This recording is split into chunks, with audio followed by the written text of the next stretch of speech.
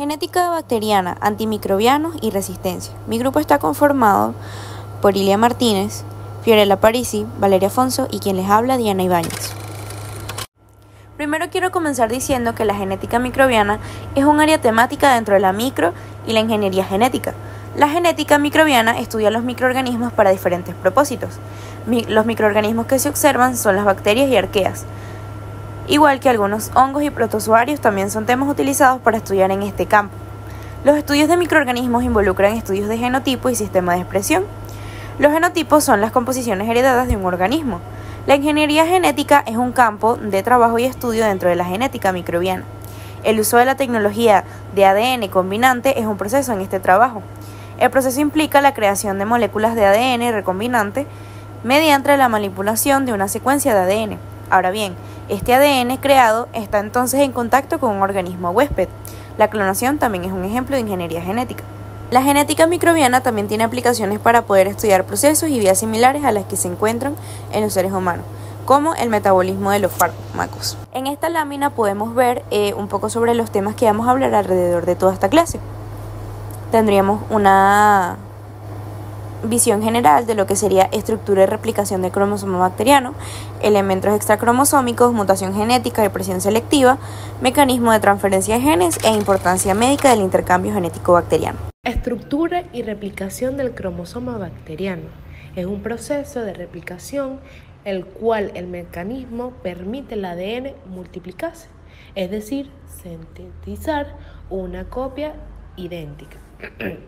De esta manera, una molécula única de ADN se obtiene en 2 o más réplicas.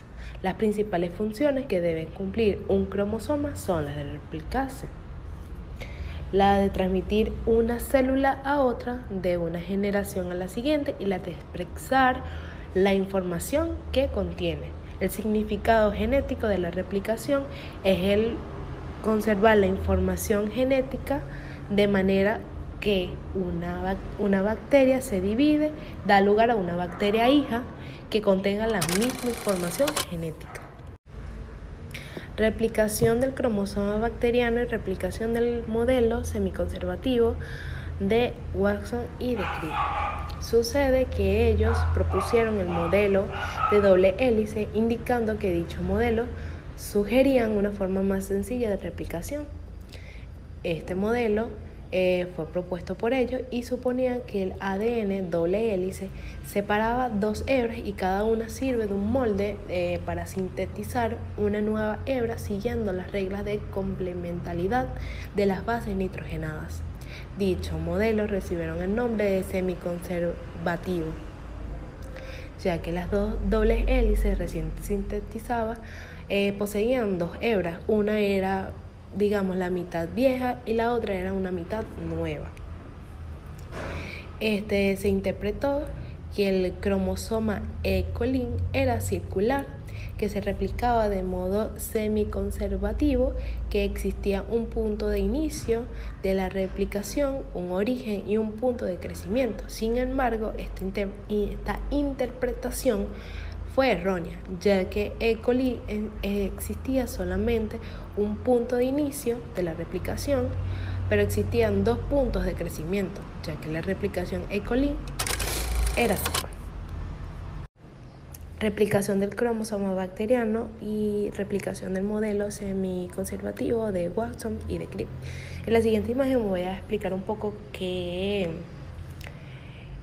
es lo que pasa allí y qué elementos están allí presentes. Primero que todo ocurre en el sentido quinto y tercero de la cadena. Está primero síntesis de la cadena adelantada, que durante la replicación se sintetiza una nueva cadena de ADN de manera continua en dirección hacia donde se abre la doble hélice. Esto se conoce como cadena adelantada. También está la síntesis de la cadena atrasada. La otra hembra se sintetiza en pequeños fragmentos llamados fragmentos Okazaki, en dirección opuesta al proceso general de la replicación. Esta hebra se conoce como cadena atrasada. Seguimos con los segmentos o fragmentos Okazaki. Los fragmentos Okazaki son los segmentos cortos de ADN sintetizados en la cadena atrasada durante la replicación. Luego de estos fragmentos se unen para formar una cadena continua. Por último está el cebador del ARN. Antes que la ARN se polimerizara, puede comenzar a sintetizar una cadena de ARN. Esta requiere un cebador de ARN. Este cebador proporciona el punto de inicio para la síntesis. También está la siguiente imagen que, cortando un poco toda la explicación, más o menos se basa que, como ya hemos visto, la replicación de la bacteria se ajusta al modelo semiconservativo. En las bacterias existe un origen de replicación denominado ORICEP, que está empezando la imagen. A partir de este único punto de origen, la replicación progresa en dos direcciones, de manera que existen dos puntos de crecimiento, o horquetillas también se le conoce, de replicación. El cromosoma bacteriano, el cromosoma bacteriano puede ser una unidad de replicación y se le denomina replicón. Replicación del cromosoma bacteriano en los mesosomas. Generalmente se producen por biparticipación, como se ve en el siguiente esquema. Tras la duplicación del ADN, esta es dirigida por ADN polimerasa, que se encuentra en los mesosomas. La pared bacteriana crece hasta formar un cierto tabique transversal, separando así las dos nuevas bacterias. Pero además de este tipo de reproducción asexual, las bacterias poseen unos mecanismos de reproducción sexual y parasexual, mediante los cuales se intercambian fragmentos de ADN. Y bueno, estos medios podrían ser por transformación, conjugación o traducción. Dentro de los elementos extracromosómicos tenemos los plásmidos, que son moléculas de ADN extracromosómico autorreplicantes que se encuentran en bacterias gram negativas y gram positivas, así como en algunas levaduras y otros hongos. Tenemos algunos factores a continuación. Los factores sexuales son esenciales para la conjugación bacteriana, permitiendo la transferencia de material genético entre bacterias y contribuyendo así a la variabilidad genética en las poblaciones bacterianas. Los factores de resistencia son elementos extracromosómicos comunes en bacterias que pueden llevar genes de resistencia a antibióticos. Estos genes permiten que las bacterias que albergan el plásmido sean resistentes a ciertos antibióticos. Estos pueden incluir genes específicos que codifican proteínas responsables de desactivar o expulsar antibióticos. Factores de patogenicidad. Mediante toxinas, los plásmidos pueden llevar genes que codifican toxinas perjudiciales para las células del huésped. Las adhesinas son genes que codifican proteínas de adhesión que permiten que las bacterias se adhieran a las células del huésped y colonicen más eficientemente. Sistema de secreción. Los plásmidos pueden llevar genes que codifican sistemas de secreción especializados, permitiendo la entrega eficiente de toxinas u otras moléculas a las células del huésped. Resistencia a la inmunidad del huésped. Algunos plásmidos pueden llevar genes que confieren resistencia a las defensas inmunológicas del huésped. Enterotoxinas son toxinas que afectan el intestino y causan trastornos gastrointestinales. Algunas bacterias patógenas pueden llevar genes de enterotoxinas en plásmidos. Estas toxinas pueden provocar síntomas como diarrea, vómito y malestar abdominal. Enteroinvasividad. Se refiere a la capacidad de una bacteria para invadir y penetrar las células del revestimiento del intestino. Algunas cepas de Escherichia coli pueden llevar genes de invasividad en plásmidos. Estos genes permiten que las bacterias atraviesen las barreras celulares y causen infecciones más graves. Las hemolicinas y las bacteriocinas son productos moleculares producidos por bacterias. La presencia de genes que codifican hemolicina y bacteriocinas en plásmido pueden influir en la virulencia y la capacidad competitiva de las bacterias en su nicho ecológico. Los transposones. Cuando un transposón está presente en el plásmido, puede moverse de un plásmido a otro o integrarse en el cromosoma bacteriano. Esta capacidad de movilidad puede tener implicaciones importantes en la evolución bacteriana y en la transferencia de genes que confieren ventajas selectivas, como resistencia a antibióticos. Es decir, que los transposones, como elementos extracromosómicos, pueden influir en la variabilidad genética y en la adaptación de las bacterias a su entorno.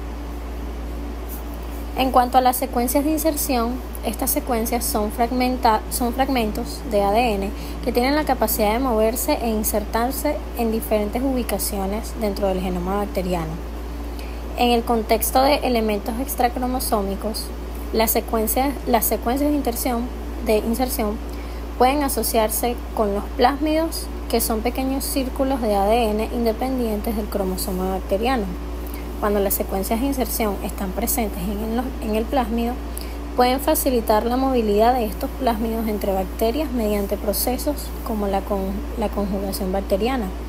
La transferencia en plásmidos que contienen secuencias de inserción pueden llevar consigo genes adicionales como aquellos que confieren resistencia a antibióticos. Mutación genética y presión selectiva. A la mutación se le conoce como un cambio heredable en las secuencias de las bases de los ácidos nucleicos que, constituyen genomas de organismos.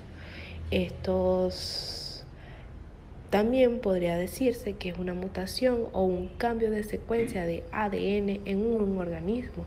Las mutaciones podrían producirse a partir también de errores en la multiplicación del ADN, división celular y entre otras cosas. La presión selectiva, cabe la redundancia, es cuando un antibiótico ejerce presión selectiva sobre las bacterias porque serán las cepas que adquieran resistencia las que podrían ellas sobrevivir y reproducirse de un modo que aumente el porcentaje de estos microorganismos a la par que desaparecen las cepas sensibles. Mecanismo de transferencia de genes, también conocida como transferencia de genes lateral o transferencia de genes horizontal. Este va a ser un proceso en el que un organismo transfiere material genético a otra célula que no es descendiente, a diferencia de la transferencia vertical, donde un organismo recibe material genético de sus ancestros. La transferencia de genes horizontal es común entre las bacterias. Este proceso se le considera como una causa importante en la resistencia a fármacos. Cuando una célula bacteriana consigue esta resistencia, va a poder transferir rápidamente estos genes a otras especies. Se dice que el 20% del genoma de la Escherichia coli se originó a partir de la transferencia genética horizontal. Existen 3 mecanismos comunes de transferencia, que son la conjugación, transformación y transducción. La conjugación. Esta va a ser la recombinación genética en la que hay una transferencia de ADN de una bacteria donante viva a una bacteria receptora viva por contacto célula-célula. En bacterias gram negativas suele implicar una conjugación o pilus sexual. La conjugación está codificada en plásmidas o transposones. Se trata de una bacteria donante que contiene un plásmido conjugativo, una célula receptora que no. Un plásmido conjugativo es autotransmisible, ya que posee todos los genes necesarios para que ese plásmido se transmita a otra bacteria por conjugación. Los genes de conjugación, conocidos como genes TRA, permiten que la bacteria forme un par de apareamientos con otros organismos, mientras que el ORIT del plásmido permite que el ADN se mueva a través del puente conjugativo. La conjugación, además de ser el mecanismo encargado de transferir genes de resistencia a antibióticos, también es responsable de la distribución de genes para la degradación de contaminantes orgánicos, y es por eso que la presencia de donantes heterólogos eficientes en poblaciones bacterianas pueden acelerar los procesos de transferencia de plásmido y el proceso de adaptación bacteriana a los cambios ambientales. Transformación. Es una forma de recombinación genética en la que un fragmento de ADN de una bacteria muerta y degradada ingresa a una bacteria receptora competente y se intercambian por un trozo de ADN del receptor. La transformación implica generalmente recombinación homóloga, una recombinación de regiones de ADN que tienen casi las mismas secuencias de nucleótidos. Algunas bacterias como la Neisseria gonorrhoeae, la Legionella pneumophila, el Helicobacter pylori tienden a ser naturalmente competentes y transformables. Durante la transformación, los fragmentos del ADN se liberan de una bacteria degradada muerta y se unen a proteínas de unión del ADN en la superficie de una bacteria receptora viva competente. Dependiendo de la bacteria o ambas cadenas de ADN penetran en el receptor o una nucleasa degrada a una hebra del fragmento y la cadena restante ingresa al receptor. Este fragmento de ADN del donante se intercambia luego por una pieza del ADN del receptor por medio de proteínas y otras moléculas implica la rotura y reencuentro de los segmentos del ADN pareado. La transducción se refiere a la transferencia de un fragmento de ADN de una bacteria a otra por un bacteriófago durante la replicación de bacteriófagos líticos y bacteriófagos templados. En ocasiones, la cápside del fago se ensambla accidentalmente alrededor de un fragmento del ADN bacteriano. Existen tres formas de transducción. Tenemos la transducción generalizada, transducción especializada y transducción abortiva. La generalizada, el primer paso es en donde un bacteriófago se absorbe a una bacteria susceptible. Segundo es cuando el genoma del bacteriófago ingresa a la bacteria. El genoma va a dirigir la maquinaria metabólica de la bacteria para fabricar componentes bacteriófagos y enzimas, en donde las enzimas codificadas también descompondrán el cromosoma bacteriano. El tercer paso es cuando la cápside del bacteriófago se ensambla erróneamente alrededor de un fragmento del cromosoma de la bacteria. El cuarto paso es cuando los bacteriófagos se liberan a medida que se lisa la bacteria. Quinto paso es cuando los bacteriófagos que portan el ADN de la bacteria donante se absorbe a una bacteria receptora. Sexto paso es cuando el bacteriófago inserta el ADN de la bacteria donante que transporta en la bacteria receptora. Y séptimo, se reproduce la recombinación homóloga y se intercambia el ADN de la bacteria donante por parte del ADN del receptor. La transducción generalizada puede ocurrir en la Escherichia coli, Salmonella y Pseudomonas, entre otras. Tenemos la transducción especializada. Esta ocurre durante el ciclo de vida lisogénico de un bacteriófago templado. Durante la inducción espontánea, una porción del ADN bacteriano puede intercambiarse por una porción del genoma del bacteriófago que va a permanecer en el nucleoide bacteriano. Esa pieza del ADN se replica como parte del genoma del bacteriófago y se colocará en cada cápside de fago. En ese momento, los bacteriófagos se liberan, absorben las bacterias receptoras e inyectan el complejo de ADN de la bacteria donadora en la bacteria receptora, donde se inserta el cromosoma bacteriano. Como última, tenemos la transducción abortiva, que va a ser a cualquier transferencia de ADN bacteriano de células donantes a células receptoras, que no sobreviven a la transducción ni a la conjugación bacteriana. El fragmento transferido puede ser diluido durante la proliferación. Los antimicrobianos. Estos son sustancias que se emplean para el tratamiento de infecciones.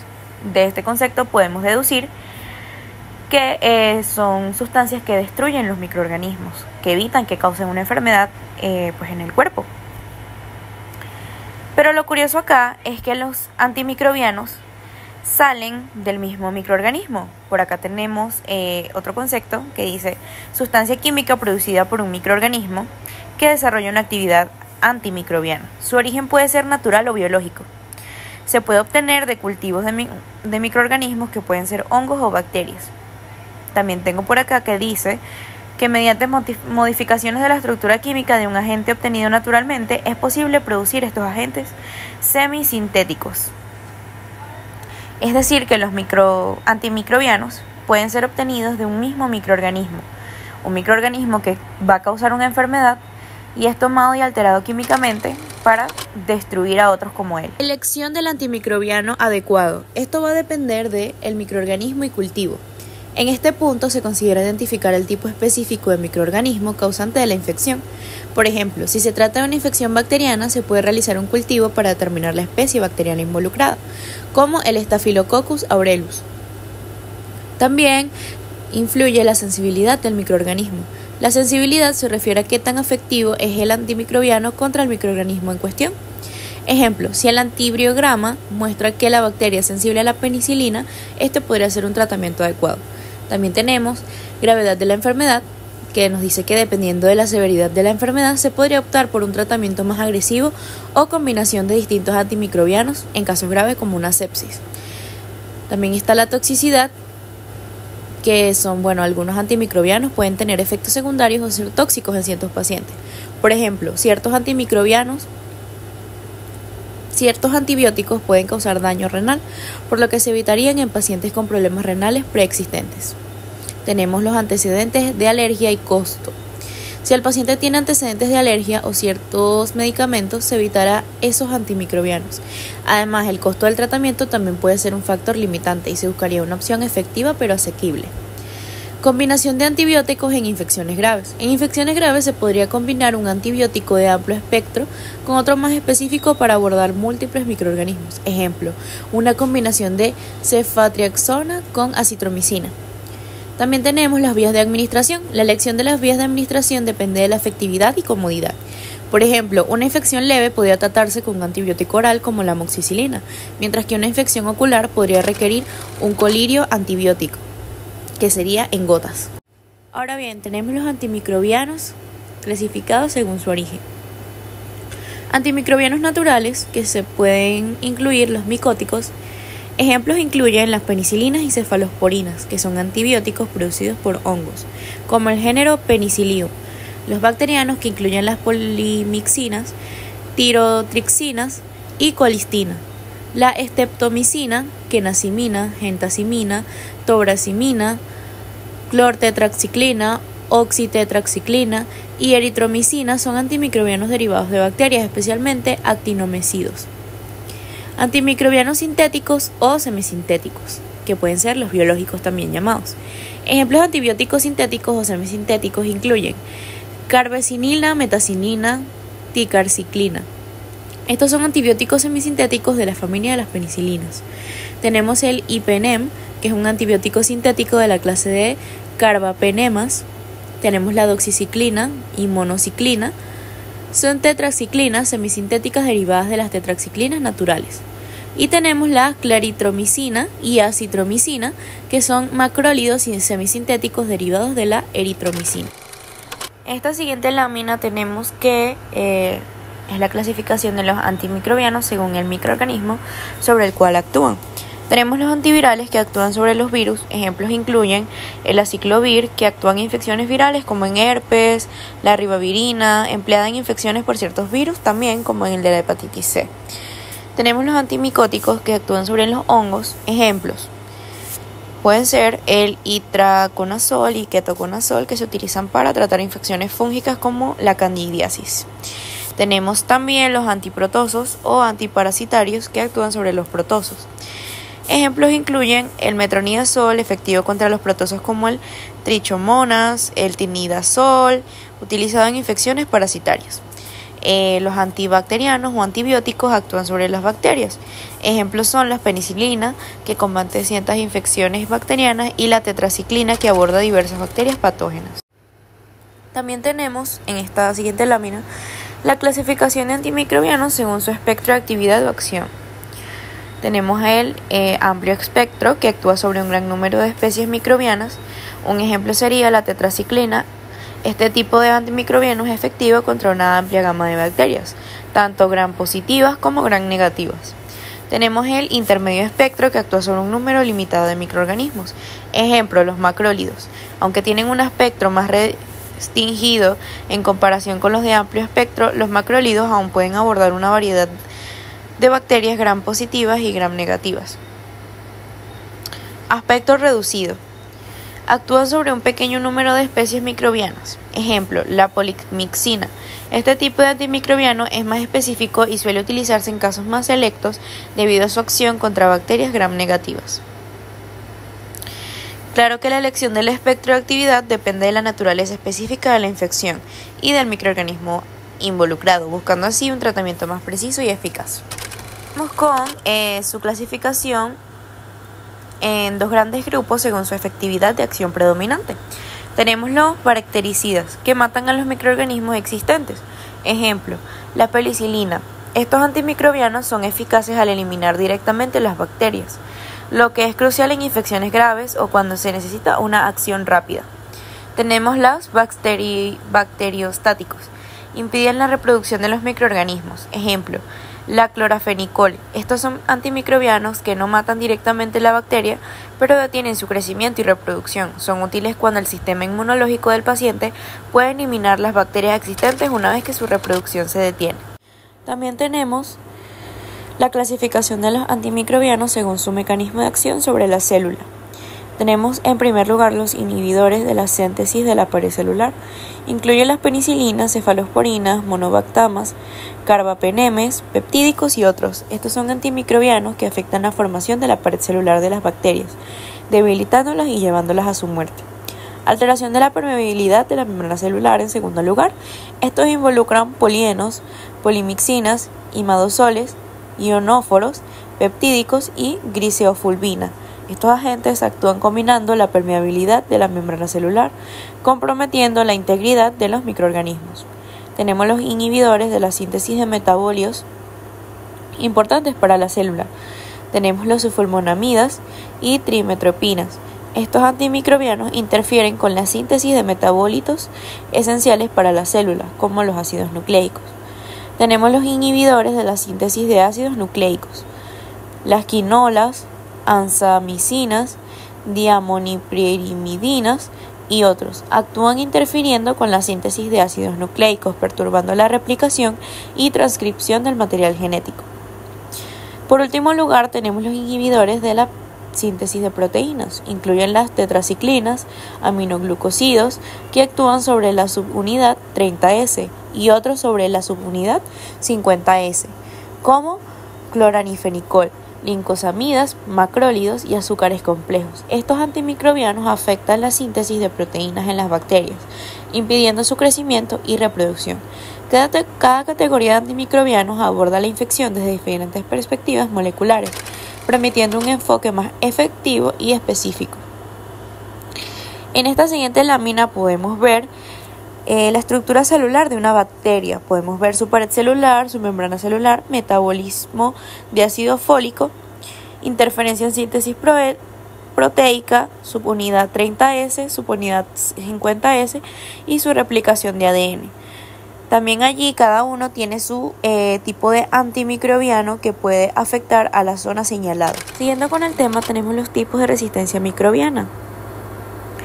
Por primero tenemos un pequeño párrafo que nos dice que las bacterias son seres vivos que evolucionan capaces de adaptarse y a resistir a los antibióticos. Los antibióticos deben fijarse sobre el receptor para poder actuar sobre la bacteria.